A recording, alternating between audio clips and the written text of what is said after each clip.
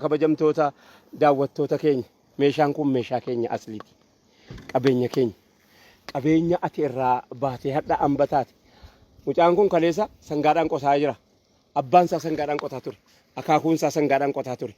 Har'a garuu yoom makiinaatti jijjiirraa fi yoom gaaf tokko karaa biraatti jijjiirraa fi abbaan eega sangaadhaan qotee akaakayyuun isaa eega sangaadhaan qotee abbaan isaa sangaadhaan qotee sa'atiinuu yeroon har'a keessa jirru yeroo silaa yoom makiinaatti jijjiirra maashira ammayyaatti yoom jijjiirree qabeenya gabbaafnaa jennu keessa dargaggeessi keenya laa mucaa kana laalaa mucaan kuni ammallee qotataa jira.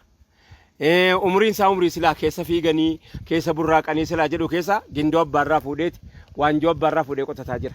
Wanti jechuu barbaadu maal inni mee dargaggoota naannoo biraa akkamitti magaalaa keessaa shunkurtii bitatte hayyoon kee gabbaatee utuuti mana jirtu akkamitti gadi baatee qaaraa magaalaa keessaa bittatu ati jirtu yeroo har'aa kana keessa meeshaan kakkee kanatu situ kan meeshaa ta'uu dhabe moo meeshichatu kee ta'uu dhabe nu gara biraatti tarkaanfanna jetta ati duddubbatti deebi'uun kun ergaa biraa of keessaa qaba ergaa doofummaa ergaa lafa keenyatti ambi biraa dhufee nuuf qotuu an irraan gala jechuu yoo ati irraan qotin yoo ati hin qotatin amma biraa dhufee si qotaka ati dhiifti irraa galte kanaaf meeshaan kun har'a leenuu yaadatamuu qaba.